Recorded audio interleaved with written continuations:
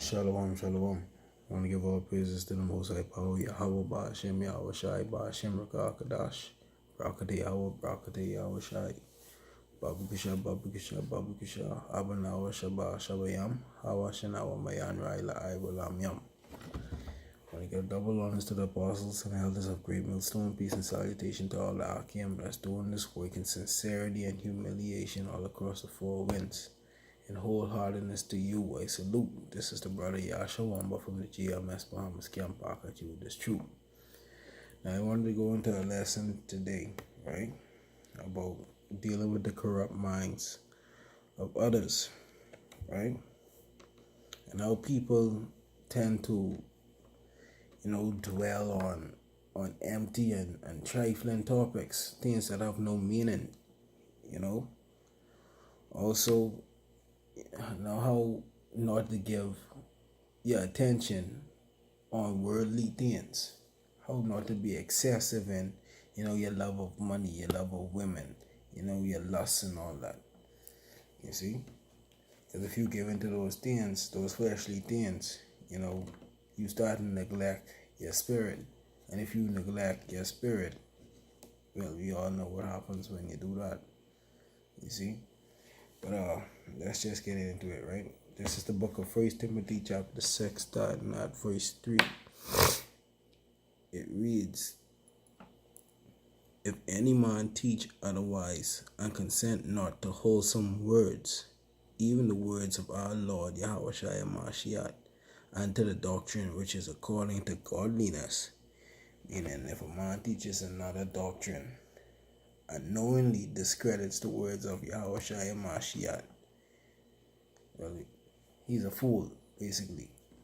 Verse 4 breaks that down. It reads, "He is proud, knowing nothing, but doting about questions and strifes of words whereof cometh envy, strife, railings, and evil surmisings." God, the Bible says that man is proud. Who teaches a different doctrine contrary to the doctrine of Yahweh Shai Mashiach. You see, he's a fool. He's a doter. And the Webster's dictionary of the word doting means it's a mental decline. He ain't writing yet, you see, or to be lavish or excessive in one's attention, meaning their attention is somewhere else. Their attention is on what their earthly belief, you see. Their attention is not on Yahweh Shai Mashiach. It says, "He is proud, knowing nothing, but doting about questions and strifes of words." When it says doting of questions and strifes of words, meaning they tend to dwell on empty topics, on empty trifling things would have no value. You see, it's not food for the soul. They dwell on earthly matters, way. You see? And where it says, "Whereof cometh envy, strife, railings, and evil surmisings." Surmisings definition is a thought or idea based on scanty evidence. And evil surmising is, they come up with these different ideologies or different thoughts and their evil thoughts in their mind, what they barely have no understanding about, and they dwell on and they try to push that to you. You see, and if you don't have understanding, you would fall right into that snare, getting into that back and forth and debating with them, and that wouldn't make you no better than them. You see, well, and railings. When they say railings mean to slander. So if you run on with them, and you understand the truth, but you still decide to run on with them, your name will get slandered into it. And if how they have no understanding, they pull you right down with them. You see? Let's read on to verse 5. It reads, "Perverse disputings of men of corrupt minds." Gone. What I was explaining a little earlier. "And destitute of the truth, supposing that gain," and destitute of the truth, meaning the truth is not in them. They have no understanding of the truth. So a person without understanding of the truth, when you try to explain it to them, regardless how many precepts you bring to them, they ain't gonna get it because they destitute of the truth. You see? And see who men who void of the truth, who think that their mindset is godly. You see? But verse 5 again, perverse disputings of men of corrupt minds and destitute of the truth, supposing that gain is godliness, meaning they supposing the riches that they get or the earthly things that they get is godliness. That's what they thinking in their head. You see, because they have a corrupt mind. It says, from such withdraw thyself, meaning keep no company with them. Withdraw yourself from them. Because if you stay around that long enough, that can slowly start to seep into you. You see? But the Most High says to withdraw yourself from them. Now, let's jump down. Let's read verse 6. It says, but godliness with contentment is great gain. What that means is, when you poor, you be content. When you rich, you be content. Regardless of what it is that you have, you be content with it. You see? Because the Most High knows why he give you what he give you. You see? Because, for instance, a poor man who suddenly become rich, right? The Most High give him, let's say the Most High give him riches. But then he slowly started to stray away from his teachings. Slowly started to stray away from the truth. That means you had a corrupt mind from the start. You, like the brother Awa said, you have no discipline. You see? You lack standards. You see? But it says in verse 8, but godliness with contentment is great gain. You have to be content in everything what you do. If a poor man suddenly become rich, he have to set a standard as to he's still content with, what he have. You see? And not neglect the truth, not neglect his teachings. So now it reads in verse 7, for we brought nothing into this world, and it's certain we can carry nothing out. You born with nothing, you leave with nothing, boy. So when you born in this earthly world with nothing, this fleshly world with nothing, you leave this fleshly world with nothing. And if you don't put something in your spirit, man. Anyway, verse 8, and having food and raiment, let us be therewith content. Verse 9, but they that will be rich fall into temptation, what I was explaining earlier, and a snare, and into many foolish and hurtful lust, which drown men in destruction and perdition. See, but they that will be rich fall into temptation, meaning you fall into temptation, man. You start to stray away from the truth, and a snare. And once you done stray away and you get catched in that snare, it's hard for you to get back in. Some men don't ever recover from that. They fall into that abyss and that's that. You see, and into many foolish and hurtful lusts. You fall into these foolish things. You start making foolish decisions. You start lusting over things which you shouldn't be. Which drown men in destruction and perdition.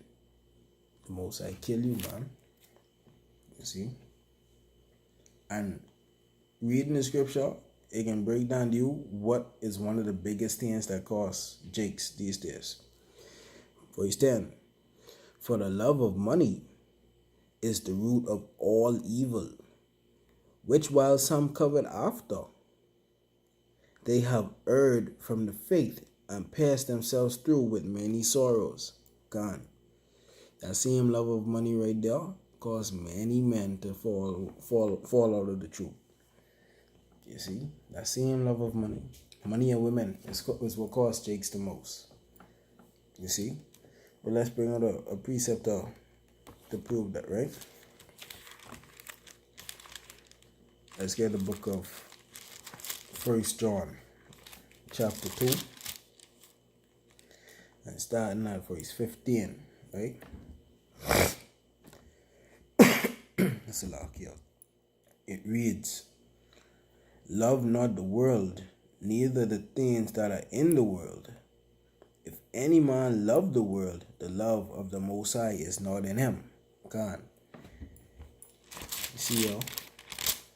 In Timothy it says, for the love of money is the root of all evil, and money is of this world, right? And First John is telling you, love not the world, meaning love not money. You see? Neither the things that are in the world. You see? Yeah, it's no problem wanting to have money, but don't let that deter you from this truth. Because when you start to do that, is when you start to stray away from the Most High. And what riches is more pure than the riches that the Most High have to offer? You see? Now it says, if any man love the world, the love of the Most High is not in him. Qam. You see here where it says in verse 6, where it says, godliness with contentment is great gain. And in verse 9 it says, but they that will be rich fall into temptation and a snare, and into many foolish and hurtful lusts. You see? But let's read verse 16. 1 John 2 and 16. For all that is in the world, the lust of the flesh, and the lust of the eyes, and the pride of life, is not of the Father, but is of the world. Qam. So that love of money, that ain't of the Most High. That's the love of the world. That's the love of the flesh. Verse 17. And the world passeth away, and the lust thereof, but he that doeth the will of Yashawanba Hashem Yahawashi abideth forever. Qam. Now in that verse right there, it says, and the world passes away. The flesh and the money passeth away. You see? You can't take that with you now. Right? And the lust thereof, meaning your love for that lust of that, passes away also with your flesh. Right?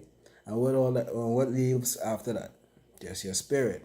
Where it says, but he that doeth the will of the Most High abideth forever. And to do the will of the Most High is to keep his commandments, and teach his word, and feed your spirit, because that's what you would have to present to him when you pass away, when your flesh pass away. See y'all in verse 7 in the book of Timothy 6 and 7, 1 Timothy, it says, for we brought nothing into this world, into this fleshly world, right? And it is certain we can carry nothing out. We can carry nothing fleshly out of this world either, because you didn't bring nothing with you. You see? But, let's go on to verse 17.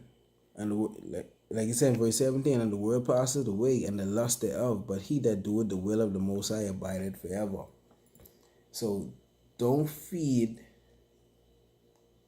your flesh and neglect your spirit. You see? You should feed your spirit more than you feed your flesh. You see? Because it's that spiritual treasure that we seek. We want the riches that the flesh can't touch. You see? But let me bring out another precept here, right? And then we can get out here. This is the book of 1 Corinthians 13, right? Chapter 1. Slakia. 1 Corinthians chapter 13. Verse 1. Let's start at verse 1, right? It reads, though I speak with the tongues of men and of angels and have not charity, I am become a sounding brass or a tinkling cymbal, meaning you're loud, right? Verse 2. And though I have the gift of prophecy and understand all mysteries and all knowledge, and though I have all faith so that I could remove mountains and have not charity, I am nothing. And charity is brotherly love, right? You can have all these things, like it reads here, faith and all these things, but if you don't have charity, you are nothing. Verse 3. And though I bestow all my goods to feed the poor, and though I give my body to be burned, and have not charity, it profiteth me nothing. You see, but with that said, when you have to deal with the corrupt mindset of others, you have to bear that in mind. You see, you still have to bear that in mind. But with that, I want to give all praises to the Most High Power, Yahweh, Ba'ashem, Yahweh Shai, Ba'ashem, Rakah, Kadash, Brakata Yahweh, Brakata Yahweh Shai. I hope you all edified, and continue to keep the faith, man. We almost out here, These things, prophecy is speaking loud and clear, man. I continue to praise the Most High spiritually, mentally, physically, and emotionally, Pray for that guidance and protection. Shalom. Kabawat.